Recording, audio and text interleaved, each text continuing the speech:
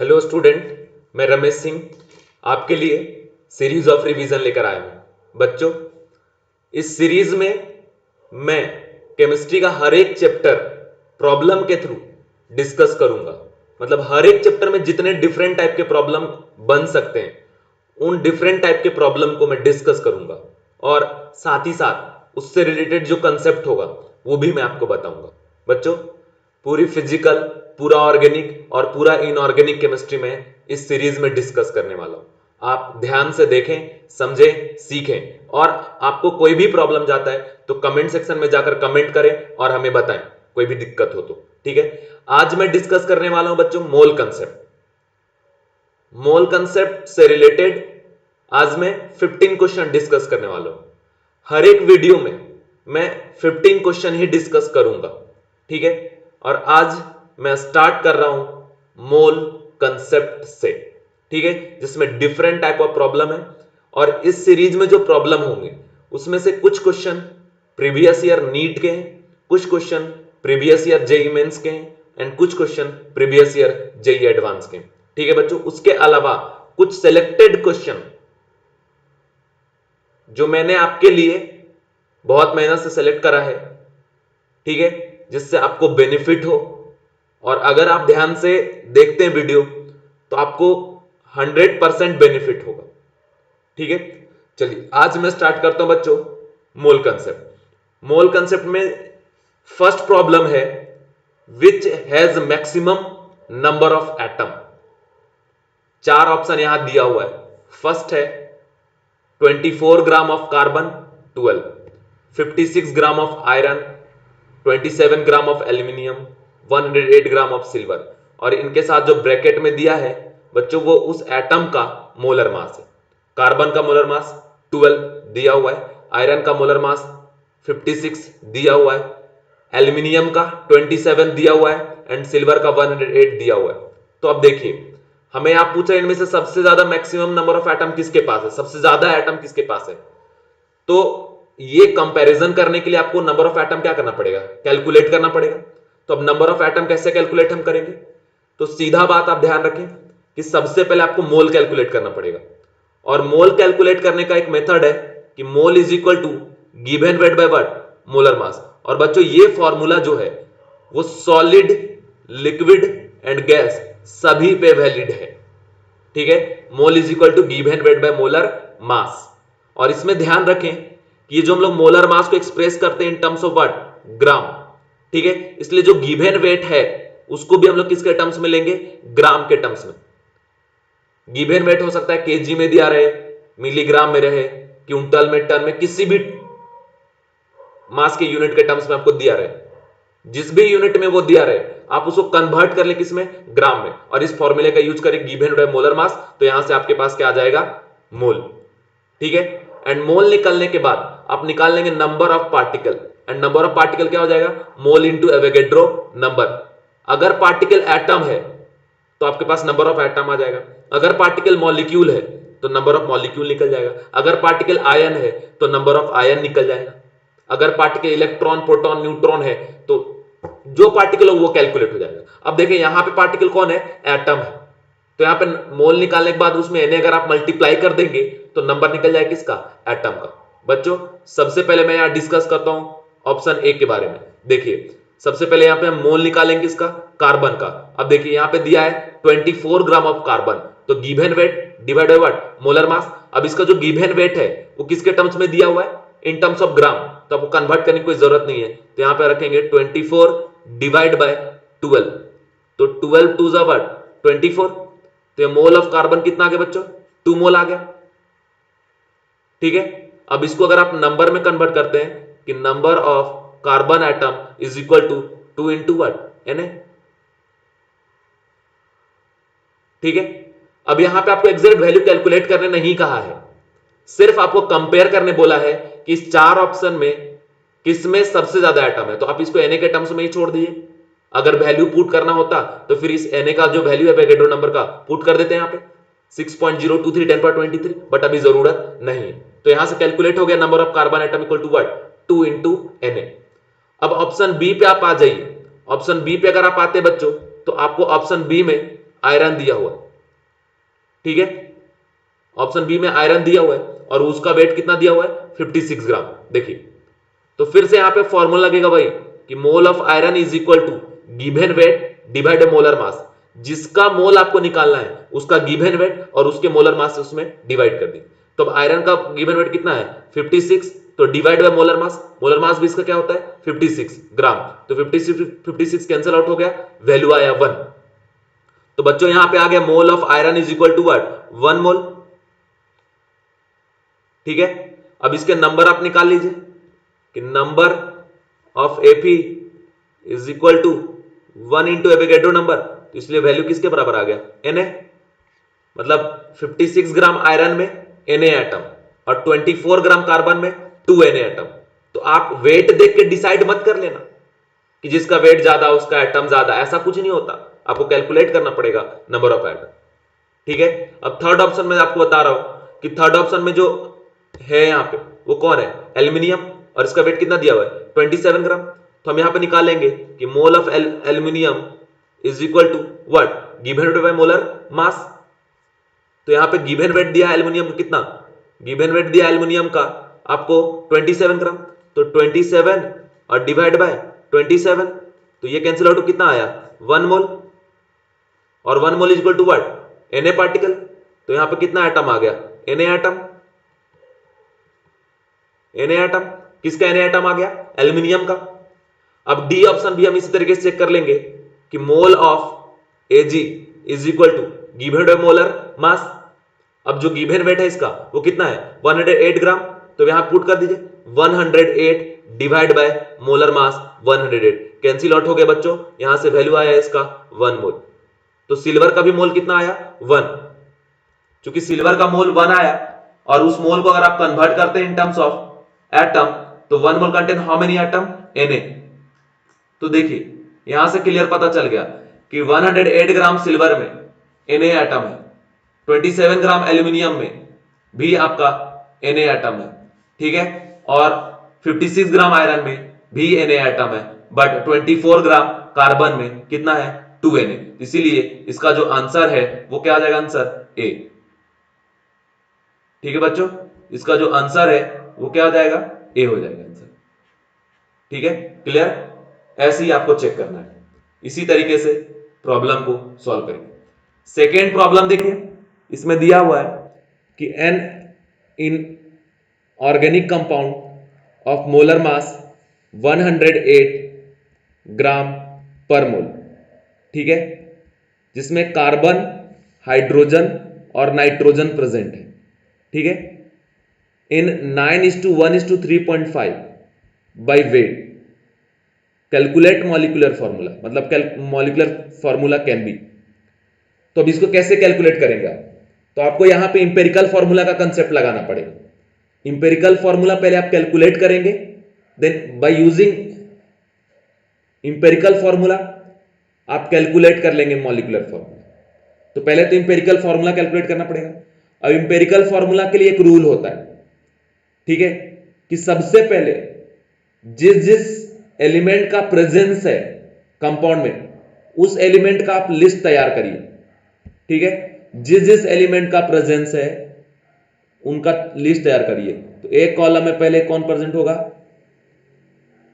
Element, second column में उस element का उस कंपाउंड में जो मास का रेशियो है उस मास के रेशियो को मेंशन करिए, और अगर मान लो वेट परसेंट दिया हुआ है तो आप वेट परसेंट को मेंशन करिए।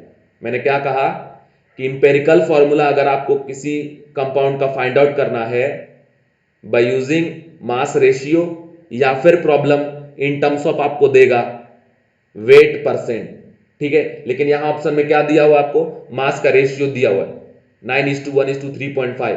तो आप यहां पे क्या लिख लेंगे सेकेंड कॉलम में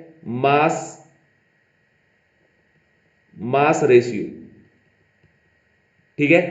तो पहले देखिए यहां पे एलिमेंट का नाम लिखते, देखिए ऑर्गेनिक कंपाउंड कौन कौन प्रेजेंट है कार्बन हाइड्रोजन और नाइट्रोजन। तो फर्स्ट कॉलम में आप मेंशन कर दीजिए carbon hydrogen and nitrogen, mention कर दिया, और मास का रेशियो क्या दिया हुआ है 9 1:1 और 1 क्या आपका 3.5।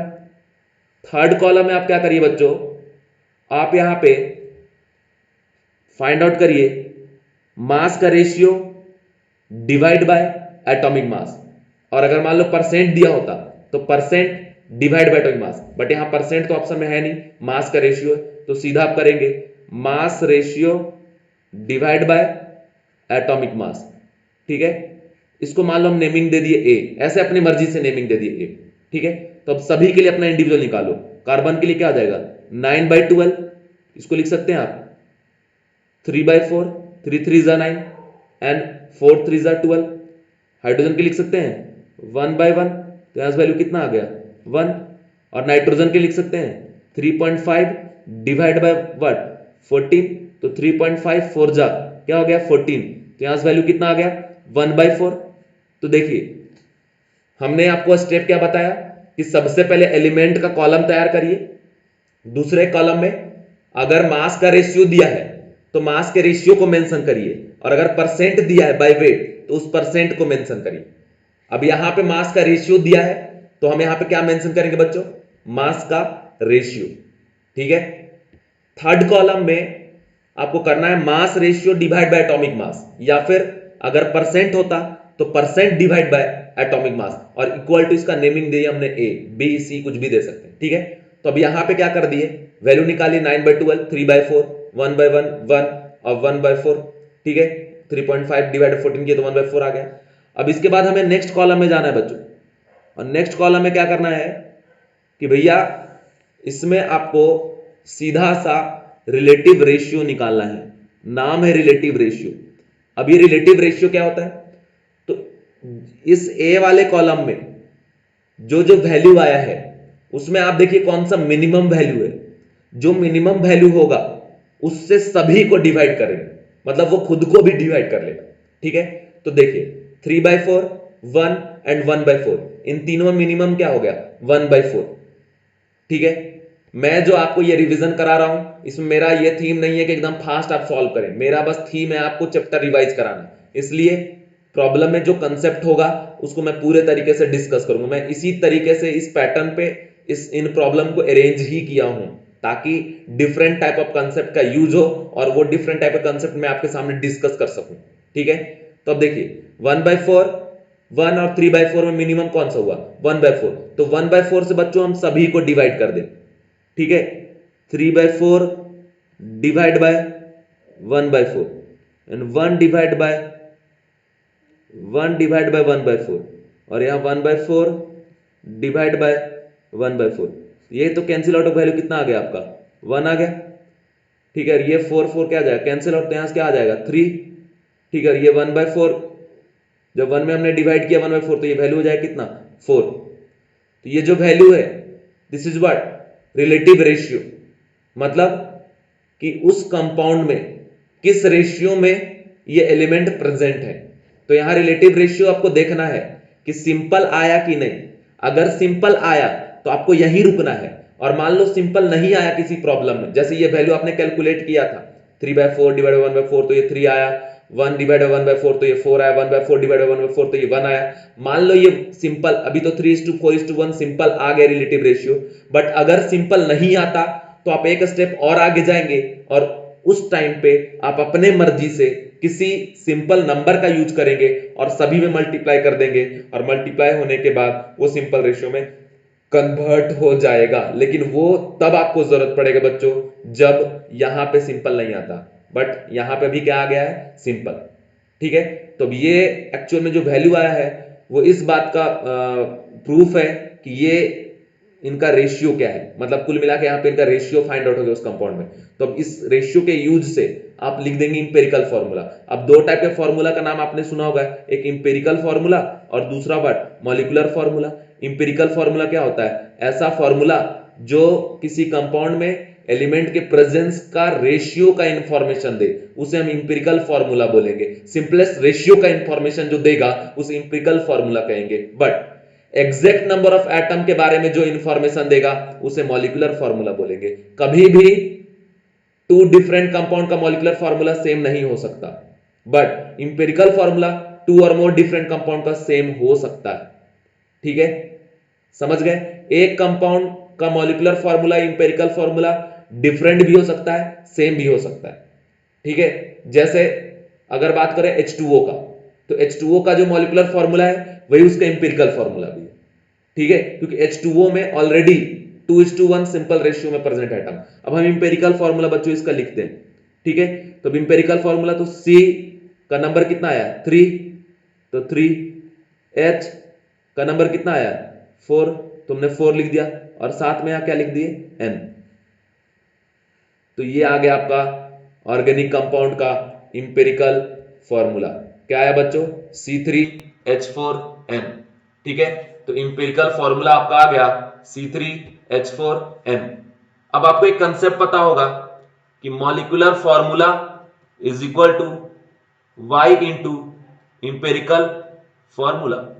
ठीक है, अब ये Y क्या है, ठीक है, Y एक पॉजिटिव इंटीजर है, जो जब इंपेरिकल फॉर्मूला मल्टीप्लाई होता है तो मॉलिक्यूलर फॉर्मूला आ जाता है। अब ये Y का वैल्यू कैसे निकालेंगे, तो Y का फॉर्मूला निकालने का मेथड होता है molecular formula mass and divide by empirical formula mass.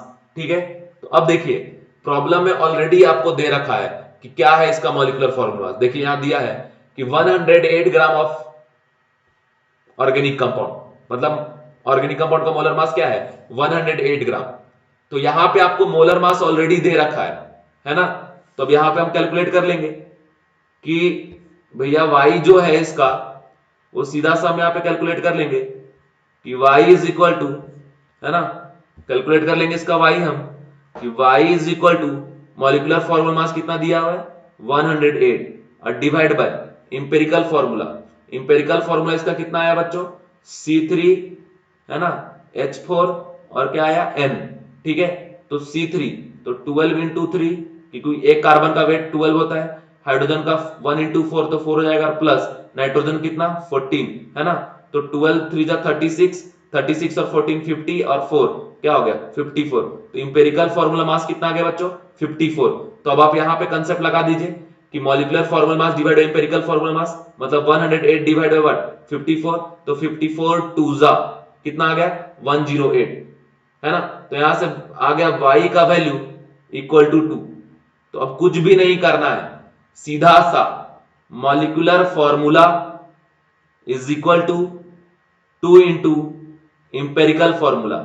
Empirical formula C3H4N, और ये जो वैल्यू है ना y का, ये कहां पे जाके मल्टीप्लाई होगा जहां पे आप नंबर ऑफ एटम को रिप्रेजेंट कर रहे हैं।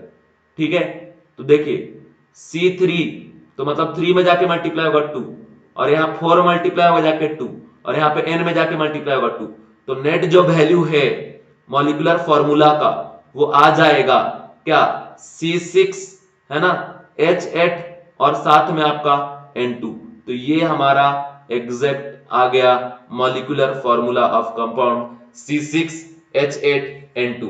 फिर से मैं आपको रिपीट कर दूं कि कभी भी बच्चों अगर आपको निकालना हो इंपेरिकल फॉर्मूला और प्रॉब्लम में दिया है या तो परसेंट बाय वेट या फिर दिया हो मास का रेशियो, तो आप कैसे निकालेंगे, तो वो उसका स्टेप आपको फॉलो करना है। स्टेप 1 में पहले एलिमेंट का नाम लिख लीजिएगा। स्टेप 2 में अगर परसेंटेज दिया है तो परसेंटेज को मेंशन करिए, और अगर मास का रेशियो दिया हुआ है तो आप मास के रेशियो को मेंशन करिए।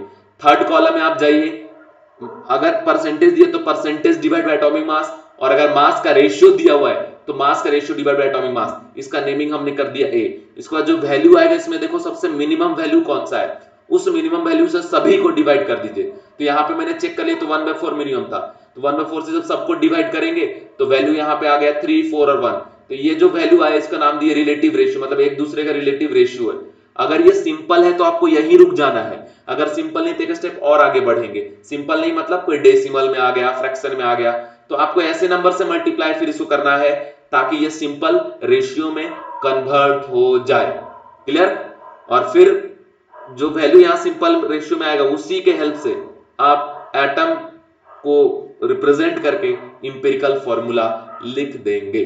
ठीक है, अब अपन चलते हैं नेक्स्ट प्रॉब्लम में, है ना बच्चों। अगर आपको कोई दिक्कत जाए, कोई भी परेशानी हो, आप मुझे कमेंट सेक्शन में बताएं, या फिर हमारा नंबर है 8329452103। आप इस नंबर पे कॉल करें, आपके जो भी प्रॉब्लम है मुझसे मैं सॉल्व करूंगा। ठीक है, अब आप यहां देखिए third question, number of atoms in 560 gram of iron. अच्छा एक मिनट, और लास्ट प्रॉब्लम का क्या ऑप्शन होगा वो भी मैं बता देता हूं। देखिए लास्ट प्रॉब्लम जो, हाँ ये देखिए, फर्स्ट ऑप्शन है C6H8N2 और C6H10N, C5H6 और N3, C4H18 और N3। तो आंसर क्या आ जाएगा बच्चों इसका? आंसर हो जाएगा इसका ए। क्या आंसर होगा इसका? Answer A. ठीक है, मैं फिर रिपीट कर रहा हूं, मेरा कोई थीम नहीं है आपको बहुत फास्ट प्रॉब्लम सॉल्व कराने का। ठीक है, मेरा थीम है आपको चैप्टर रिवाइज कराने का। ठीक है, और वीकली एक दिन संडे को मैं 45 प्रॉब्लम लेकर आऊंगा, और वो 45 प्रॉब्लम को आप स्पीड में कैसे सॉल्व करेंगे, फास्ट कैसे सॉल्व करेंगे, वो कंसेप्ट मैं बताऊंगा। मतलब पूरे वीक जो मैं आपको रिवाइज कराऊंगा वो संडे टू संडे वापस से एक साथ 45 क्वेश्चन कलेक्शन बना के उसे मैं डिस्कस करूंगा। ठीक है बच्चों, चलिए नेक्स्ट प्रॉब्लम में अगर मैं आ जाऊं, क्या दिया है, number of atom in 560 gram of iron is. तो फिर से नॉर्मल वही कंसेप्ट जो अभी प्रीवियस प्रॉब्लम में, प्रीवियस में लगाए थे कि अगर आपको नंबर ऑफ एटम निकालना है तो उसके लिए पहले आप क्या निकालेंगे? मोल। और मोल का क्या फॉर्मूला है बच्चों? Given weight divide by molar mass. Given weight put करेंगे इन टर्म्स ऑफ व्हाट? ग्राम, क्योंकि मोलर मास किस में हम लेते हैं? ग्राम में। और इसको ग्राम में लेना जरूरी क्यों है? क्योंकि जब ये ग्राम में लेंगे और मोलर मास भी ग्राम में, तो दोनों कैंसिल आउट हो जाएगा और नेट ये वैल्यू नंबर में आ जाएगा। और आपको पता है कि जो मोल होता है वो just like what? Counting number, इसलिए उसमें कोई यूनिट रहना ही नहीं चाहिए, उसका खुद ही अपना यूनिट है मोल, है ना। तो कंडीशन देखिए 560 ग्राम ऑफ आयरन, तो यहां पे हम निकालेंगे mole of iron is equal to given weight of iron, मतलब 560 divide by molar mass. Molar mass क्या दिए बच्चों? 56 10 जा, तो यहां पे आ गया mole of iron is equal to what? 10 mole, है ना। अब 10 मोल आ गया। अब देखिए यहां का पार्टिकल कौन है? डायरेक्ट आयरन आटम है, तो जो पार्टिकल होगा उसी का नंबर यहां पे डायरेक्ट मिलेगा। तो हम लिखेंगे कि number of Fe is equal to mole into Avogadro number, because 1 mole contain Na, तो 10 मोल कंटेन 10 Na। और एक बात मेरा सीधा सीधा याद रखें कि जब भी आपको एक बात का यूज करना हो, कैसे यूज करेंगे कि mole is equal to Na is equal to 6.023 into 10 to the power 23। ऐसे आप याद रखें, मतलब मोल बोलो या Na बोलो या 6.023 बोलो इंटू 10 पावर 23 बात बराबर। ये एग्जैक्ट नंबर में हो गया, ये इन टर्म्स ऑफ Na और ये इन टर्म्स ऑफ मोल। जैसे दर्जन बोलिए या 12 बात बराबर है, वैसे मोल बोलिए या Na बोलिए या 6.023 इंटू 10 पावर 23 बोलिए, हर एक केस में बात बराबर। तो यहां पे आंसर आ रहा है बच्चों 10 Na। ठीक है, तो यहां पे इसमें नंबर ऑफ एटम आया 10 Na, किसमें? आयरन में। अब इनमें से आपको कंपेयर करना है। ठीक है, बोला number of atom in this is, तो डायरेक्ट वैल्यू लिख के यहां दिया नहीं है। अभी किसके टर्म्स में दिया है? बोला twice that of 70 gram nitrogen, half that of 20 gram of hydrogen. तो हमको चेक करना पड़ेगा, है ना। अब हम चेक करेंगे और देखेंगे। सबसे पहले तो हम ये निकाल के देख लिए कि आयरन में कितना है, तो ये हमें पता चलेगा कि आयरन भैया कितना है? आयरन में है आपका 10 Na। अब हम फर्स्ट ऑप्शन चेक करते हैं। सबसे पहले फर्स्ट ऑप्शन में दिया हुआ है 70 ग्राम नाइट्रोजन, तो मोल ऑफ नाइट्रोजन के लिए भी क्या करेंगे? Given weight 70 divide by molar mass क्या आपका 14, है ना। तो 14 5 जा 70, तो मोल जो है नाइट्रोजन का वो किसके बराबर आ गया बच्चों? 5 मोल। ठीक है, और अगर इसको हम नंबर में कन्वर्ट करेंगे तो देखिए ये मोल का वैल्यू क्या है इन टर्म्स ऑफ नंबर? Na, तो यहां पे पुट कर दीजिए। क्या पुट कर देंगे आप? 5 इंटू व्हाट? Na। तो देखिए ये नंबर ऑफ एटम आ गया नाइट्रोजन कितना? 5 Na। अब देखिए ऑप्शन बी में चेक करता हूं। ऑप्शन बी में क्या दिया हुआ है? 20 ग्राम हाइड्रोजन, तो मोल ऑफ हाइड्रोजन यहां भी क्या हो जाएगा? Given weight of hydrogen divide by molar mass of what? Hydrogen. ठीक है, तो गिवन वेट यहां पे कितना दिया बच्चों? 20 ग्राम, तो 20 और डिवाइड बाय हाइड्रोजन, यहां पे सिर्फ देखिए H लिखा हुआ है, H2 नहीं लिखा हुआ है। ठीक है, तो H का मोलर मास क्या लेंगे हम लोग? 1 ग्राम। तो यहां से कितना मोल आ गया आपका? 20, है ना। तो अब अगर इसको नंबर में आप कन्वर्ट करेंगे कि नंबर ऑफ हाइड्रोजन एटम, तो is equal to 20 into Na। तो ये आ गया number of hydrogen atom 20 Na, और ये आ गया number of nitrogen atom 5 Na। अब देखिए फर्स्ट ऑप्शन है twice that of 70 gram nitrogen, तो अगर इसको 2 टाइम्स कर देंगे तो 5 टू 10, और ऑलरेडी 10 Na है किसका, आयरन का, तो फर्स्ट ऑप्शन सही है। Second option half that of 20 gram hydrogen, तो 20 ग्राम हाइड्रोजन में कितना एटम आया 20 Na, तो इसका आधा क्या होगा 10 Na, तो ये भी सही है, इसलिए आंसर क्या हो जाएगा बोथ बी एंड सी। ठीक है बच्चों, मतलब आंसर इसका हो जाएगा C, both B and C. Clear. Next problem में आपको मैं लेके जा रहा हूं, और नेक्स्ट प्रॉब्लम है how many mole of electron will weigh 1 kilogram, या फिर यहां लिखा हुआ है how many mole of electron weigh 1 kilogram. मतलब यहां पे आपको दिया हुआ है weight of electron is equal to 1 kg से बोल रहा है बताइए मोल क्या होगा।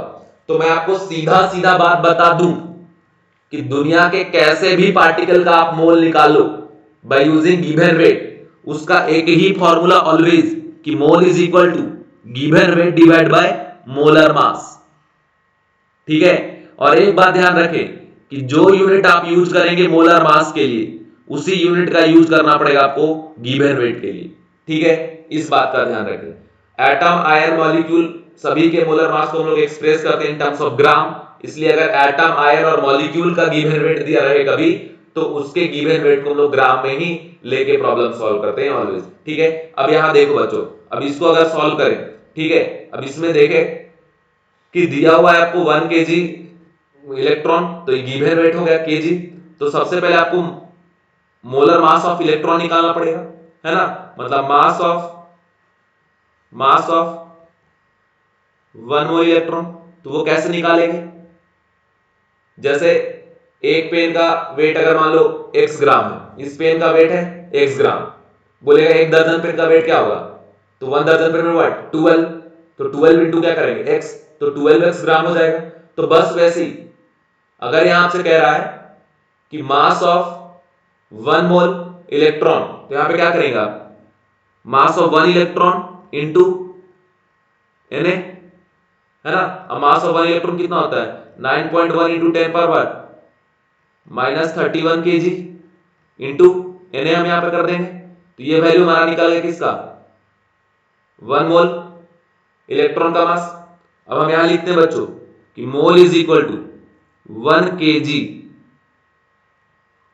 Divide by 9.1 into 10 to power minus 31 kg। देखिए नीचे भी kg में ही ले रहा हूं इस बार, इसलिए कोई दिक्कत नहीं, kg kg कैंसिल हो जाएगा, और साथ में यहां मल्टीप्लाइड है Na, Na की value 6.023 into 10 to the power 23। ठीक है, ये आ गया। अब देखो अगर इसको आप सॉल्व करते हैं तो सॉल्व करने पे क्या वैल्यू आएगा, वो चीज भी आपको देखना पड़ेगा कि जैसे अगर हम यहां लिखते हैं ऊपर तो 1 हो गया और नीचे 9.1 इंटू 10 पावर माइनस 31 यहां पे, और यहां 23, ये दोनों जब ऐड होगा तो यहां पे क्या आ जाएगा 10 पावर माइनस 8 इंटू 6.023, है ना।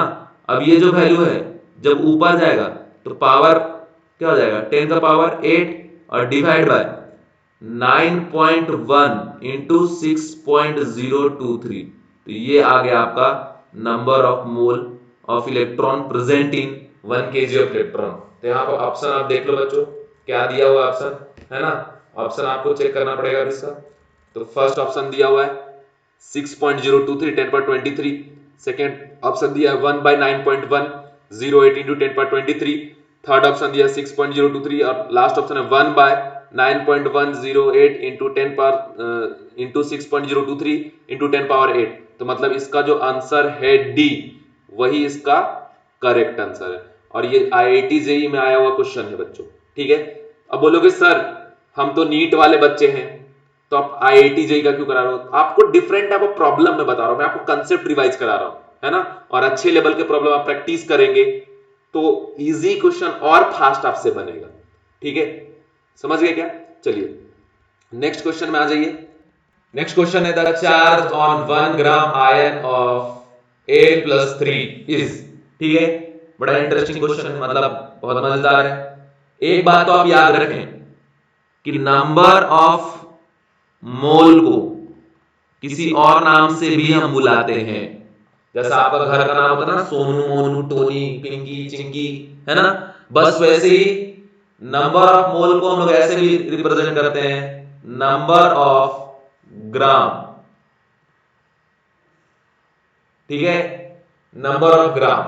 तो अब जैसे यहां पे है कि नंबर ऑफ ग्राम आयन, है ना, और उसका नंबर कितना दिया 1, तो 1 ग्राम आयन मतलब कितना हो गया बच्चों आपका 1 मोल। ठीक है, 1 ग्राम आयन का मीनिंग क्या हो गया 1 मोल। ये बात आप ध्यान रखें। अब बोल रहा है कैलकुलेट चार्ज ऑन दिस, तो Al+3 पे 3 पॉजिटिव चार्ज है ना, और 1 पॉजिटिव का मतलब क्या होता है 1 प्रोटॉन का चार्ज, 3 पॉजिटिव का मतलब क्या होगा 3 प्रोटॉन का चार्ज। ठीक है, ये बात ध्यान रखना, this is only representation of charge, not value in terms of coulomb. Exact अगर आप चार्ज को रिप्रेजेंट करेंगे तो उसके यूनिट का भी इस्तेमाल करना पड़ेगा, है ना, और यूनिट क्या होता है उसका कूलम होता है। तो कूलम ही नहीं होता, ये वैल्यू होता है। एक प्रोटॉन के चार्ज को रिप्रेजेंट करते हैं +1 से, एक इलेक्ट्रॉन के चार्ज को रिप्रेजेंट करते हैं -1 से। बट अगर एग्जैक्ट वैल्यू का बात करें तो एक प्रोटॉन का चार्ज होता है 1.6 × -19 कूलम, और एक इलेक्ट्रॉन का चार्ज होता है -1.6 × 10⁻⁹ कूलम। तो अगर एग्जैक्ट बोला चार्ज कैलकुलेट कर, तो भैया एग्जैक्ट चार्ज आपको कैलकुलेट करना पड़ेगा। ठीक है, तो अब मैं यहां पे एग्जैक्ट चार्ज कैलकुलेट करता हूं, कैसे करूंगा, तो पहले तो हमें यहां पे लिखना पड़ेगा, देखिए charge on 1 gram ion of Al+3। ठीक है, तो यहां लिखना पड़ेगा कि number of Al+3 is equal to, ठीक है, तो 1 ग्राम आयन का मतलब क्या 1 मोल, तो 1 mole contain how many ion 1 into Na। ठीक है, क्योंकि आपको मैंने बता दिया नंबर ऑफ मोल को हम लोग नंबर ऑफ ग्राम से भी रिप्रेजेंट करते हैं। Number of mole of atom, number of gram atom, number of mole of ion, number of gram ion, number of mole of molecule, number of gram molecule. ठीक है, ध्यान रखना। अब यहां देखिए नंबर ऑफ Al+3 कितना आ गया 1 into Na, क्योंकि 1 mole contain how many particle Na, तो इसका नंबर कितना आ गया Na। ठीक है, अब लिखते हैं कि charge on 1 gram ion of Al+3 is equal to, ठीक है, is equal to number of ion into charge present on 1 ion, and 1 ion पे 3 पॉजिटिव चार्ज, तो 3 पॉजिटिव लिख सकते हैं 3 into 1 पॉजिटिव, और 1 पॉजिटिव का वैल्यू क्या चार्ज ऑफ प्रोटॉन, इसको लिख सकते हैं Na into 3 into 1.6 into 10 to the power -19 coulomb. अब देखिए ये जो Na है ये इसके साथ जब मल्टीप्लाई होता है बाबू, तो इसका वैल्यू आता है 3 into ये 3 का 3 रह गया, इसका वैल्यू आता है 96500 कूलम। अब देखो ऑप्शन में किस में दिया है, कैसा दिया है, कूलम के टर्म्स में दिया है, फैराडे के टर्म्स में दिया है, कैसा दिया वो चीज आप देख लो। ठीक है, अगर मैं बात करूं तो यहाँ पे ऑप्शन में दिया होगा Na coulomb, Na coulomb, Na coulomb के टर्म्स में, है ना, तो आपको उसी टर्म्स में एक्सप्रेस करना पड़ेगा। तो Na और ये जो वैल्यू है चार्ज का, ये किसका है प्रोटॉन का चार्ज, और प्रोटॉन और इलेक्ट्रॉन का दोनों का चार्ज मैग्नीट्यूड वाइज क्या रहता है सेम। चार्ज को जब आप रिप्रेजेंट करते हैं वैल्यू वाइज तो प्लस माइनस दिखाए ना दिखाए बात बराबर होता है। ठीक है, समझ गए, बट याद रखना कि प्रोटॉन का पॉजिटिव चार्ज, इलेक्ट्रॉन का नेगेटिव चार्ज, तो ये जो Na into 3 इसको ऐसे लिख सकते हैं कि 3 into Na into प्रोटॉन का जो चार्ज है वही इलेक्ट्रॉन का भी चार्ज है, इसलिए यहां पे क्या लिख सकते हैं E सेम, इसका वैल्यू कितना होता है 1.6 × -19, ये चीज हमने यहां पे मेंशन कर दिया। तो अब यहां देखो क्या है आंसर 3 Na कूलम, तो आंसर क्या जाएगा इसका डी। ठीक है, डी हो जाएगा इसका आंसर। बट इसको अगर कूलम में वैल्यू वाइज दिखाने बोलता तो वैल्यू पुट कर देंगे, इसको जब Na से मल्टीप्लाई करेंगे, Na का वैल्यू सब्स्टिट्यूट करके 6.023 10/23, तो उस केस में ये 96500 कूलम आता है मल्टीप्लाई होने के बाद। क्लियर। और एक और टर्म्स है फैराडे, जैसे हम लोग वेट को केजी में, ग्राम में, क्विंटल में रिप्रेजेंट करते हैं जरूरत के हिसाब से, बस वैसे ही चार्ज का एक और यूनिट होता है फैराडे, और उसमें होता है 96500 coulomb is equal to what 1 faraday. तो लिख सकते हैं आप कि 3 फैराडे।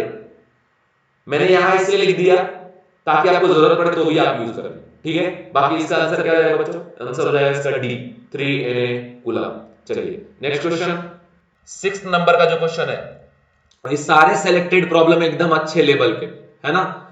6 नंबर का जो प्रॉब्लम है बच्चों, इस प्रॉब्लम को मैं डिस्कस करने जा रहा हूं। इसमें देखिए बोल रहा था density of water at 4 degree Celsius, density of water at 4 degree Celsius is 1 into 10⁻³ kg per metre cube. तो पहले यहां मेंशन कर दीजिए आप कि density is equal to 1 into 10⁻³ kg per metre cube. ये आ गया डेंसिटी।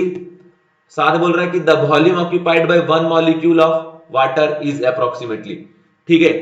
कितना molecule? 1 molecule, molecule of what? Water. 1 molecule of water का ये बात कर रहा है ना। तो यहां पे अब हम लोग कैलकुलेट करेंगे एकदम वैल्यू, ठीक है। कि डेंसिटी का फॉर्मूला क्या होता है? Density is equal to mass by volume, है ना। तो वॉल्यूम इक्वल टू क्या हो जाएगा? Mass by density. क्लियर? तो ये जो मास है वो किसका है? जिसका डेंसिटी आप ले रहे हैं, और ये डेंसिटी किसका है? वाटर का। तो मास भी किसका लेना पड़ेगा? वाटर का। और कितने वाटर का ये बात कर रहा है? 1 molecule of water, 1 molecule water का ये बात कर रहा है, ठीक है। तो अब अगर 1 मॉलिक्यूल का मास एक्सप्रेस करें तो आपको पता होगा कि मॉलिक्यूल के मास को हम लोग एएमयू में एक्सप्रेस करते हैं, एटम के मास को एएमयू में एक्सप्रेस करते हैं, बट 1 मोल एटम का mass express in terms of gram. 1 mole molecule के मास को ग्राम में एक्सप्रेस करते हैं, बट यहां पे सिर्फ 1 मॉलिक्यूल का बात कर रहा है। तो यहां पे हम 1 मॉलिक्यूल का जो मॉलिक्यूलर मास है उसे रिप्रेजेंट कर देंगे, ठीक है। और कितना हो जाएगा? 16 और 2 18 एएमयू, ठीक है। और बच्चों एएमयू का रिलेशन आपको केजी के साथ, ग्राम के साथ पता होगा कि 1 AMU is equal to 1 by Na gram, 1 by Na gram. Value wise याद रखिएगा कि 1 AMU is equal to mass of proton रफली equal to mass of neutron is equal to 1 by Na gram, और is equal to 1.67 into 10⁻⁻27 kg, ठीक है। तो ये relation है किसका? एएमयू का केजी वेजी के साथ, ठीक है। अब देखिए हमें यहां पे डेंसिटी का यूनिट दिया है किसके टर्म्स में? केजी पर मीटर क्यूब। तो ये जो मास है उसे भी किस में लेना पड़ेगा? केजी में, ताकि केजी केजी क्या हो? कैंसिल हो। तो अब हम यहां पे लिखते हैं कि volume is equal to mass, mass का एग्जैक्ट वैल्यू कितना है? 18 एएमयू। इसको केजी में कन्वर्ट कर दो, 18 इंटू 1 एएमयू का वैल्यू कितना है इन टर्म्स ऑफ केजी? 1.67 10⁻⁻27। तो यहां लिख दिए 1.67 इंटू 10⁻⁻27, और ये क्या आ जाएगा? केजी। तो ये वैल्यू हो गया 1 मॉलिक्यूल ऑफ वाटर का मास इन टर्म्स ऑफ केजी। अब यहां पे बच्चों हम जरा सब्स्टिट्यूट कर दें अगर वैल्यू, तो यहां पे आपका आ जाएगा कि भैया volume equal to mass by density. Mass का वैल्यू रख दो 18 इंटू, है ना, 1.67 इंटू 10⁻⁻27 और डिवाइड बाय, यहां पे ले लेंगे डेंसिटी। डेंसिटी कितना दिया हुआ है? 1 इंटू 10⁻³ है ना। और ये आपका आ गया केजी में, और ये केजी पर मीटर क्यूब में, है ना। तो केजी केजी क्या हो गया? Cancel out. और ये जो m⁻³ ऊपर जाके क्या आ जाएगा? m⁻³ क्या आपका 3, मतलब मीटर क्यूब। और वैसे ही वॉल्यूम का यूनिट क्या होता है? मीटर क्यूब होता है। तब यहां से अगर कैलकुलेट करेंगे कि वॉल्यूम इज इक्वल टू, ये जो 10⁻³ है जब ऊपर जाए क्या जाए? 10⁻³ तो -27 के साथ ऐड होकर वैल्यू हो जाएगा 18 इंटू 1.6, है ना, 1.67 इंटू 10⁻⁻30, ठीक है बच्चों। क्लियर? तो यहां से वैल्यू आपका आ गया 10⁻⁻30, और ये साथ में क्या हो गया आपका? Metre cube. मतलब ये वॉल्यूम आ गया आपका in terms of metre cube. अब अगर इस 18 को इस 18 को अगर आप 1.67 से जब मल्टीप्लाई करेंगे तो ये वैल्यू आता है 30 इंटू 10 का पावर -30 मीटर क्यूब। ठीक है, इसके बाद बच्चों अगर इस 30 को लिखते 3 इंटू 10 है ना, तो 10 जब यहां जाएगा इसके साथ मल्टीप्लाई होगा तो आ जाएगा 3 into 10 to the power -29 metre cube. तो ये जो है वैल्यू आ गया वॉल्यूम का, बट ये वैल्यू आया in terms of what, metre cube. लेकिन हमें यहां पे किस में बताना है, इन टर्म्स ऑफ एमएल। तो आपको मैं बता दूं, नीट वाले बच्चों को स्पेशली वॉल्यूम का कन्वर्जन, प्रेशर का कन्वर्जन, ठीक है, इन सबको ध्यान रखना, टेम्परेचर का कन्वर्जन का रिलेशन क्या है, ये सारी बातें आपको पता होनी चाहिए। ठीक है, इसको हम लोग बड़ा लाइटली लेते हैं, बट प्रॉब्लम में वहीं जाके जब अटक जाते तो याद नहीं आता। जैसे अब हम यहां पे कैलकुलेट तो कर लिए, बट ये वैल्यू किस में आ रहा है, मीटर क्यूब में। हमें तो आंसर किस में देना है, एमएल में। तो अब आपको इज इक्वल टू 10 पर -3 मीटर क्यूब। ठीक है, 1 litre is equal to 10 to the power -3 metre cube. Clear. अब यहां से एक रिलेशन आ रहा है कि 1 लीटर इक्वल टू 1000 मिलीलीटर। तो 1 लीटर क्वेश्चन पे ये रख सकते हैं 1000 ml इज इक्वल टू 10 पर -3 मीटर क्यूब। अब ये इधर जाएगा तो और ऊपर में जाके ऐड हो जाएगा कि 1 हो जाएगा आपका 1 ml इज इक्वल टू 10 पर -6 मीटर क्यूब, है ना। तो ये वैल्यू आ गया। ठीक है, अब जो है यहां पे मीटर क्यूब अगर हटाना है ना, तो मीटर क्यूब रिलेशन किसके साथ निकालना पड़ेगा, ml के साथ। अगर 1 ml इक्वल टू 10 पर -6 मीटर क्यूब है, इसको हम ऐसे भी लिख सकते हैं कि इसको इधर ले आए तो आ जाएगा ये 1/10 का पावर -6, है ना। और 1/10 का पावर -6 जब ऊपर जाएगा तो बन जाएगा क्या आपका 10 का पावर 6। ठीक है, 10 का power 6 ml is equal to 1 metre cube. ठीक है, अब देखिए करना क्या है कि हमें रिलेशन तो मिल गया कि मीटर क्यूब का रिलेशन ml के साथ कितना है ना। तो अब यहां पे एग्जैक्ट अगर हम निकाले वैल्यू तो वो आ जाएगा कि volume is equal to 3 into 10 का पावर -29, है ना, और इंटू मीटर क्यूब की पोजीशन पे क्या रख देंगे आप 10 पावर 6 ml। जैसे 1 kg इक्वल टू क्या होता है 1000 ग्राम, तो kg हटा क्या रखते हैं 1000 ग्राम। उसी तरीके से 1 मीटर क्यूब के पोजीशन पे क्या रखेंगे 10 का पावर 6 ml मिलीलीटर। तो अब देखो ये 10 का पावर 6 10 पर -29 से जब मल्टीप्लाई होगा तो आ जाएगा 3 इंटू 10 का पावर -23 मिलीलीटर, है ना। तो ये चीज देखिए, ये प्रॉब्लम कहां जाके अटक गया, आपको वो पता होना चाहिए था यूनिट कन्वर्जन, तभी सॉल्व होता। अगर यूनिट कन्वर्जन नहीं पता है तो प्रॉब्लम सॉल्व नहीं होगा, ये चीज भी आपको ध्यान रखना है। ठीक है, तो अब देखो बच्चों इस प्रॉब्लम का जो आंसर है चेक करिए यहाँ पे 3 इंटू 10 पर -23 ml, और बाकी सब में कुछ कुछ अलग है, तो आंसर क्या जाएगा इसका ए। ठीक है, तो इस तरीके से आप प्रॉब्लम को सॉल्व करेंगे। आगे मैं बढ़ता हूं नेक्स्ट क्वेश्चन पे। नेक्स्ट क्वेश्चन पे अगर आप जाते हैं तो देखिए नेक्स्ट क्वेश्चन है sulphur exist in different allotropic form S2 S6 S8 etc. equal weight of 3 are taken in separate container, then the ratio of number of atom is। ठीक है, तो देखिए बोल ये रहा है कि जो सल्फर है वो डिफरेंट एलोट्रोपिक फॉर्म में एग्जिस्ट कर रहा है। ठीक है, फर्स्ट है आपका S2, एक है आपका S6 और एक है आपका S8। बोल रहा है ये तीनों डिफरेंट कंटेनर में हमने लिया है।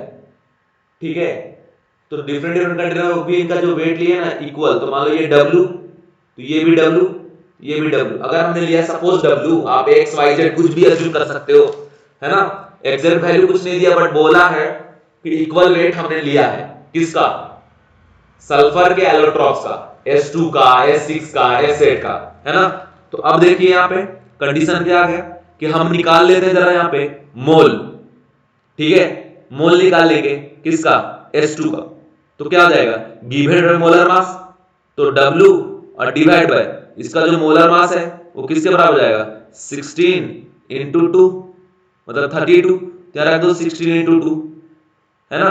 अब यहाँ पे अगर मोलर मास इसका निकालेंगे तो क्या हो जाएगा 6 इंटू 32, ठीक है। सॉरी यहां पे आप लेंगे 32, ठीक है 32, यहां भी करेंगे आप 32 इंटू 2। अब यहां पे हो गया 6 इंटू 32 और यहां पे कर देंगे आप 8 इंटू क्या आपका 32, ये मोलर मास का है। तो यहां पे मोल अगर आप निकालेंगे S6 is equal to given by molar mass, तो W डिवाइड बाय 6 इंटू 32। और यहां पे अगर आप मोल निकालते हैं S8 का तो सीधा वही कंसेप्ट कि किसी का भी आप मोल निकालो, गिवन बाय मोलर मास आपको करना ही पड़ेगा। तो गिवन वेट क्या दिया हुआ है W डिवाइड मोलर मास 8 इंटू क्या आपका 32।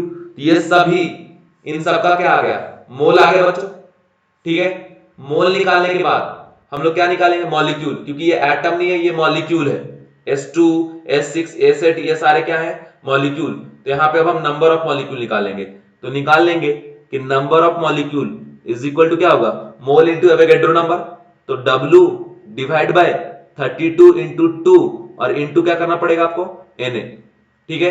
तो ये आपका निकल गया नंबर किसका सल्फर S2 के मॉलिक्यूल का। और अगर यहां पे नंबर ऑफ निकालते किसका S6 का तो आ जाएगा आपका मोल मतलब W बाय 6 इंटू 32 और इंटू एवोगैड्रो नंबर। और अगर यहां पे आप नंबर निकालते हैं इसका S8 का तो वैल्यू आ जाएगा W डिवाइड बाय 8 इंटू 32 और इंटू क्या आपका Na।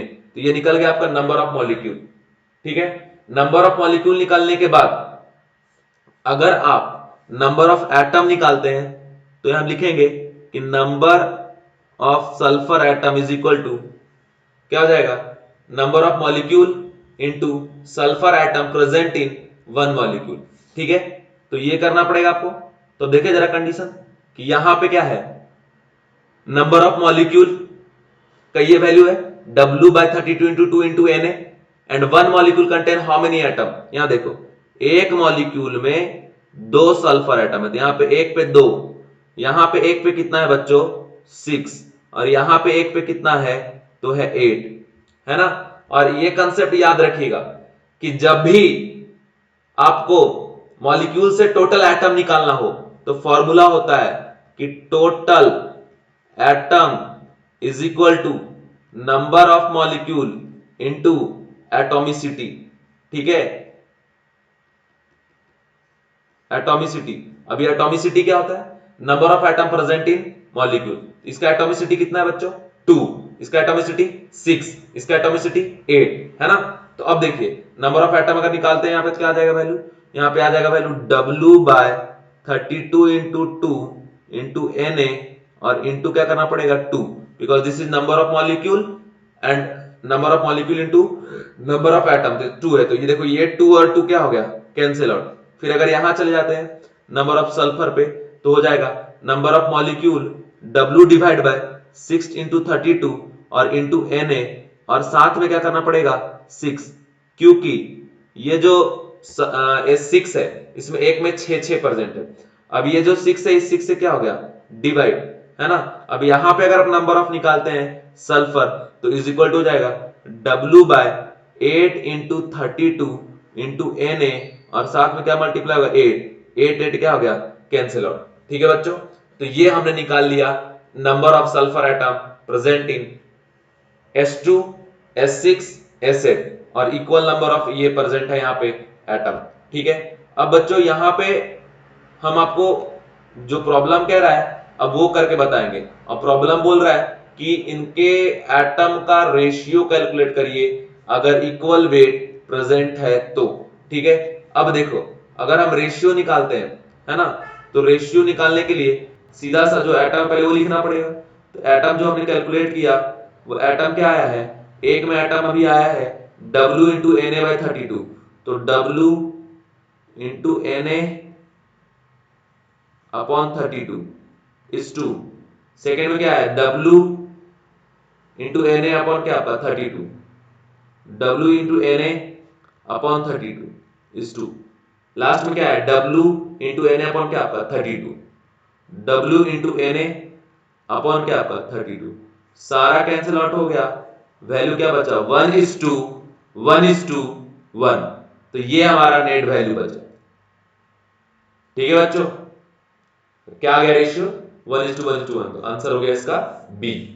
चलिए नेक्स्ट प्रॉब्लम मैं आपको लेके जाता हूं, उम्मीद करता हूं आपको समझ में आ रहा है। मैं बच्चों स्पेशली आपके लिए इतना मेहनत करने आया हूं ऑनलाइन, और ये मैं ऐसे फर्स्ट टाइम आपके लिए पढ़ा रहा हूं। मैंने पहले कभी ऐसे पेन टैबलेट का यूज करके नहीं पढ़ाया है ना। फर्स्ट टाइम ऑनलाइन आया हूं आपके लिए, और जब तक आपका नीट नहीं हो जाएगा तब तक आपको एवरीडे रिवीजन के लेक्चर्स मिलते रहेंगे। ठीक है, अब देखिए 8 नंबर का जो क्वेश्चन है, which of the following contain the greatest number of atom. फिर से वही बात, सबसे ज्यादा एटम किसमें है। ठीक है, तो मॉलिक्यूल अगर है तो एटम निकालना पड़ेगा, है ना। तो अब देखिए ए, सबसे पहले तो हम ए में कैलकुलेट करते हैं, पहले इसका मोलर मास, क्योंकि मोल तो पहले निकालना पड़ेगा फिर जाके एटम निकलेगा। और मोल निकालने के लिए क्या चाहिए, गिवन बाय मोलर मास। ठीक है, मोल का एक ही formula, given weight by molar mass. और फिजिकल केमिस्ट्री का प्रॉब्लम जब भी आप सॉल्व करें तो ध्यान रखिए उसका प्रॉब्लम उसके प्रॉब्लम में ही सॉल्यूशन छुपा हुआ है। ध्यान से रीड करना है एंड आपको बच्चों सॉल्व करना है। ठीक है, यहां देखिए मोलर मास अगर निकालेंगे तो 4 कार्बन है, एक कार्बन का वेट होता है 12, तो 12 इंटू 4 करेंगे कितना हो जाएगा 48, और प्लस ये जो हाइड्रोजन है एक का क्या होगा 1, 10 का 10, तो 48 और 10 क्या हो गया बच्चों 58। तो यहां पे इसका वेट आ गया 58 ग्राम। सिल्वर का जो मोलर मास होता है वो होता है 108, है ना। और ये नाइट्रोजन, एक नाइट्रोजन का होता है 14, तो दो का क्या आ जाएगा 28 ग्राम। और यहाँ पे H2O, एक हाइड्रोजन का 1, दो का 2, तो साथ में 16 और 2 क्या आ जाएगा 18। तो ये निकल गया सबका मोलर मास। अब देखिए हम पहले मोल निकालते हैं किसका, C4H10 का। फॉर्मूला लगा देंगे given weight by molar mass. Given weight कितना है इसका 1 ग्राम। तो देखिए, और मैंने एक बात आपसे कहा है कि जब भी गिवन वेट लेंगे तो ग्राम में, और ये किस में दिया है ग्राम में, अच्छी बात है। तो 1 डिवाइड मोलर मास क्या है इसका 58, तो ये क्या आ गया बच्चों इसका मोल। अब ये देखिए ये क्या है मॉलिक्यूल है, मॉलिक्यूल क्या होता है कॉम्बिनेशन ऑफ एटम, है ना। तो ये मॉलिक्यूल है, तो मॉलिक्यूल का नंबर कैलकुलेट करना पड़ेगा, क्योंकि ये जो आपने कैलकुलेट किया ये क्या निकला है मोल। तो यहां लिखेंगे हम लोग कि number of C4H10 molecule is equal to, ठीक है, C4H10 molecule is equal to mole into Avogadro number, है ना। जब भी मोल में Na मल्टीप्लाई करेंगे तो नंबर ऑफ पार्टिकल कैलकुलेट होता है, और यहां का पार्टिकल कौन है मॉलिक्यूल है। ठीक है, पार्टिकल कुछ कोई भी हो सकता है, atom, electron, proton, neutron, ion, molecule, but at A time कोई एक ही होगा, आइदर एटम, इलेक्ट्रॉन, प्रोटॉन और न्यूट्रॉन। अब क्या पार्टिकल होगा वो डिपेंड करता है क्वेश्चन में। जैसे क्वेश्चन में यहां बात कर रहे हैं C4H10 का, तो पार्टिकल यहां का कौन हुआ C4H10 मतलब मॉलिक्यूल, तो इसलिए नंबर यहां पे किसका निकलेगा मॉलिक्यूल का। कैसे, मोल इंटू एवोगैड्रो नंबर, तो 1/58, तो यहां से आ गया Na/58, तो ये निकल गया आपका नंबर ऑफ मॉलिक्यूल। अब देखिए अगर यहां पे कैलकुलेट करना है कि total number of atom is equal to, तो क्या क्या करना पड़ेगा बच्चों आपको, number of molecule into atomicity, है ना। अगर आपको बोला है टोटल एटम तो आप मॉलिक्यूल इनटू क्या कर दीजिए एटॉमिसिटी। अगर बोलता इंडिविजुअल एटम तो जिस एटम का नंबर कैलकुलेट करने बोलता उसके एटॉमिसिटी से मल्टीप्लाई करते। जैसे C4H10 का अगर एटॉमिसिटी निकाले तो 4 कार्बन एंड 10 हाइड्रोजन, 10 और 4 क्या हो गया 14, इसका एटॉमिसिटी क्या हो जाएगा बच्चों 14, है ना। But atomicity with respect to carbon 4, atomicity with respect to hydrogen 10। ठीक है, अगर बोलता कैलकुलेट टोटल कार्बन एटम तो number of molecule into 4, calculate total hydrogen atom तो नंबर ऑफ मॉलिक्यूल इनटू 10, है ना। बट यहां बोल रहा है टोटल एटम, तो टोटल एटम के लिए सीधा यहां पे करेंगे नंबर ऑफ मॉलिक्यूल जो कि आया है Na/58, है ना, और इनटू क्या करना पड़ेगा आपको 14। ठीक है, तो आ गया यहां पे वैल्यू 14 Na/58, इसको कर सकते हैं कैंसिल आउट, है ना, कि 29 2 जा 58 एंड 7 2 जा 14, तो 7Na/29, ये total number of atom present in 1 gram of butane. ठीक है बच्चों, अगर बोलता कार्बन एटम कैलकुलेट करने तो कैसे बता दिया हूं, हाइड्रोजन बोलता तो भी कैसे बता दिया। बी ऑप्शन अगर मैं सॉल्व करूं यहां पे, तो बोल रहा है 1 ग्राम ऑफ नाइट्रोजन, तो मोल पहले निकाल लो, 1 डिवाइड बाई 28, है ना। उसके बाद नंबर ऑफ मॉलिक्यूल अगर आप निकालेंगे, number of molecule equal to mole into Avogadro number, तो 1/28 इंटू क्या, Na। और उसके बाद अगर आप निकालते हैं कि नंबर ऑफ नाइट्रोजन एटम, तो क्या होगा, मॉलिक्यूल इंटू एटोमिसिटी। अब देखिए नाइट्रोजन का एटोमिसिटी कितना है बच्चों, 2 है, because 1 molecule contain 2 nitrogen atom. यहां दिख रहा है ना N2, है ना, ये जो दिख रहा है यहां पे 2, यही तो बता रहा है एटोमिसिटी। तो अब यहां पे क्या करेंगे, Na/28 इंटू 2, तो 2 14 जा, है ना, तो यहां से क्या आ जाएगा, Na/14, ठीक है, Na/14 आ गया। सी ऑप्शन पे आप आ जाइए, सी में अगर मोल निकालेंगे सीधा किसका आएगा, सिल्वर का, जिसका वैल्यू क्या आ जाएगा 1 डिवाइड बाई 108, ये तो मोल निकल गया। उसको अगर नंबर निकालेंगे तो यहां पे डायरेक्ट नंबर ऑफ एटम आएगा, क्योंकि यहां पे पार्टिकल कौन है, एटम, ठीक है, तो हो जाएगा मोल इंटू एवोगैड्रो नंबर, तो आ जाएगा Na डिवाइड बाई 108, है ना, ये चीज है। अब डी ऑप्शन में देखिए दिया 1 ग्राम वाटर, है ना, 1 ग्राम आपको वाटर दे दिया, इसका वैल्यू आपको कैलकुलेट करना पड़ेगा 1 ग्राम वाटर का। तो पहले तो मोल निकाल लेंगे किसका, H2O का, जिसका वैल्यू क्या होगा 1 डिवाइड बाय मोलर मास, मतलब 18, तो 1/18 मोल आ गया यहाँ पे। इसके बाद अगर नंबर निकालते हैं मॉलिक्यूल का, तो नंबर हो जाएगा मोल इंटू एवोगैड्रो नंबर, तो 1/18 इंटू व्हाट, Na, तो ये आ गया आपका नंबर ऑफ मॉलिक्यूल किसका, H2O का मॉलिक्यूल। ठीक है बच्चों, number of molecule equal to क्या हो गया 1/18 इंटू Na, ठीक है। अब इसके बाद अगर निकालते हैं total atom is equal to, तो क्या करना पड़ेगा, molecule into atomicity, Na/18 into 3, क्योंकि वाटर का एटोमिसिटी 3 होता है, 2 हाइड्रोजन एंड 1 ऑक्सीजन, 3 6 जा 18, यहां से वैल्यू क्या आ गया बच्चों Na/6, ठीक है। अब देखिए हम कंपैरिजन करते हैं, है ना, कंपैरिजन हम लोग करेंगे।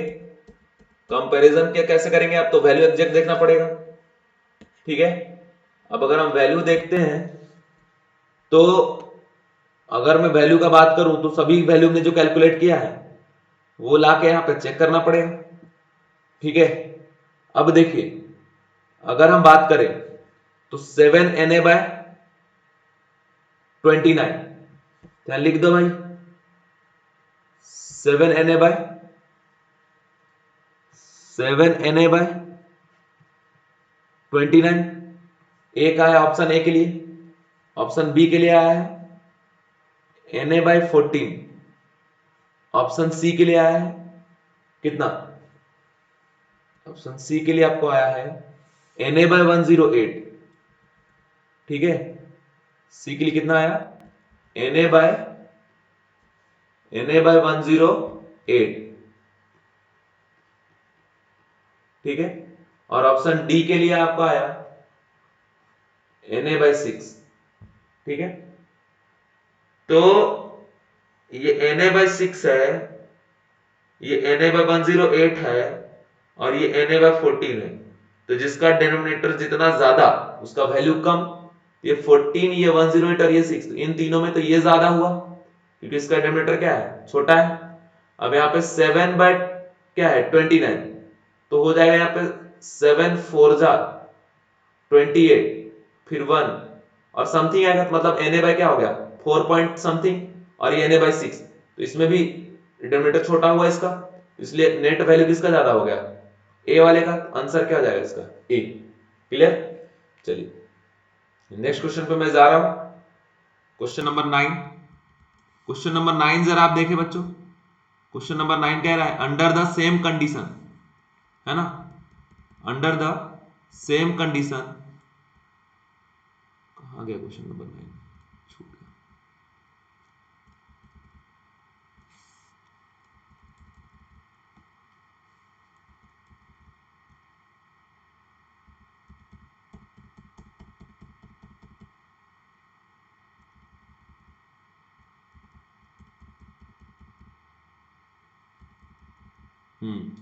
ये देखो question number 9। Under the same condition two gases have same number of molecule they must, आप पढ़े होंगे एवोगैड्रो हाइपोथेसिस, है ना। एवोगैड्रो साहब ने बोला था, एवोगैड्रो हाइपोथेसिस क्या था कि equal volume of all gases under similar condition of pressure and temperature contain equal number of molecule, that is equal number of mole under similar condition of pressure and temperature. ये general statement था उनका। And बाद में उसको और generalise करते हुए उन्होंने एक कंडीशन लाया था STP, standard temperature and pressure, जिसमें पता चला था कि 1 mole of any gas at STP occupy 22.4 litre, है ना। और ये एवोगैड्रो हाइपोथेसिस सिर्फ वैलिड होता है किसके लिए? गैस के लिए। और वहां पे हम लोग मोल निकालने के फॉर्मूला फाइंड आउट किए थे। At STP mole equal to V by 22.4, but ये भी किस में होना चाहिए? In terms of litre. और ये फॉर्मूला सिर्फ वैलिड है किसके लिए बच्चों? गैस के लिए। और किस कंडीशन पे? एसटीपी पे। बट एसटीपी से पहले जनरल स्टेटमेंट उन्होंने क्या दिया? Equal volume of all gases under similar condition of pressure and temperature contain equal number of particle, that is equal number of molecule and equal number of mole. ठीक है, particle का मतलब atom नहीं होता वहां पे गैस के case में, पार्टिकल का मतलब वहां पे बोला जाता है इक्वल नंबर ऑफ मॉलिक्यूल। ठीक है, under the same condition two gases have same number of molecule, they must have noble gas have equal volume, ठीक है, have volume this have equal number of atom। तो answer क्या हो जाएगा बच्चों? B. बोलोगे सर कैसे, ये क्यों नहीं होगा? तो ये बात इसलिए नहीं होगा क्योंकि फिक्स वॉल्यूम हम नहीं बोल सकते, बट हमें ये जरूर पता है under similar condition of, condition मतलब टेम्परेचर प्रेशर क्या है? सेम। तो सेम गैस है या डिफरेंट गैस है, अगर नंबर ऑफ मॉलिक्यूल सेम हो तो उसमें नंबर ऑफ वॉल्यूम भी क्या होगा? Same. Number of atom same क्यों नहीं होगा? क्योंकि डिफरेंट डिफरेंट गैस का एटॉमिसिटी क्या होगा? डिफरेंट। मॉलिक्यूल सेम है और एटॉमिसिटी डिफरेंट है, तो टोटल एटम क्या होता है? Molecule into atomicity. और अगर एटॉमिसिटी डिफरेंट है तो नंबर ऑफ एटम भी क्या आएगा? डिफरेंट। इसीलिए आंसर इसका बी। ठीक है, इसके बाद नेक्स्ट क्वेश्चन में मैं जा रहा बच्चों। ये क्वेश्चन भी बहुत इजी टाइप का है ना। इस क्वेश्चन बोल रहा है 11.2 litre of gas at STP weight 14 gram the gas would be. ठीक है, 4 ऑप्शन दिया है। तो पहले यहां पे वर्ड क्या यूज किया? ये एसटीपी। तो यही अभी तुरंत मैंने पढ़ाया कि एक फॉर्मूला और है मोल ऑफ गैस के लिए। ये फॉर्मूला सिर्फ गैस के लिए वैलिड है कि V by 22.4 at what STP. ठीक है, अब देखिए भी कितना दिया हुआ उसका? 11.2 लीटर और डिवाइड बाय 22.4, ये डिवाइड करेंगे कितना मोल आ जाएगा बच्चों? 1/2 मोल, है ना। ये आ गया 1/2 मोल। अब मोल हमने यहां पे कैलकुलेट कर लिया। अब ये क्या दिया उसका? वेट। तो एक फॉर्मूला और है मोल का जो हमेशा वैलिड होता है सॉलिड लिक्विड गैस पे, क्या? Given weight by molar mass. अब देखिए क्या दिया है? 14 ग्राम, तो मतलब उसका गिवन वेट दिया है। मोल हमने कैलकुलेट कर लिया इस वॉल्यूम के हेल्प से। क्या कैलकुलेट लिख सकते हैं? 1/2 इज इक्वल टू 14/m। अब m इधर भेज दो और इधर 2 भेज दो, m इक्वल टू क्या हो गया? 28। तो 28 ग्राम आ गया। अब यहां चेक कर लो किसका मोलर मास 28 है। तो यहां पे 14 इंटू 2 प्लस 16, तो 28 से ज्यादा है। ये हो गया 14 और प्लस 16 इंटू 2, ये भी ज्यादा हो गया। ये हो गया 14 इंटू 2, है ना। तो इसको हम लोग क्या बोलेंगे? 28। और डी ऑप्शन जो है, इस डी ऑप्शन में आप देखिए सीओ। ठीक है, तो कंडीशन यहां पे जरा हम देख ले बच्चों कि अगर डी ऑप्शन का हम बात करें तो यहां पे क्या दिया हुआ है? सीओ दिया हुआ है। ठीक है, तो सी का है आपका 12 और प्लस ओ का कितना है आपका? 16, है ना। तो हो जाएगा यहाँ पर 26 और 2 क्या आपका 28, इसलिए आंसर इसका डी भी है संभव और सी भी है संभव। ठीक है, क्योंकि नाइट्रोजन, एक नाइट्रोजन का मास होता है 14 ग्राम।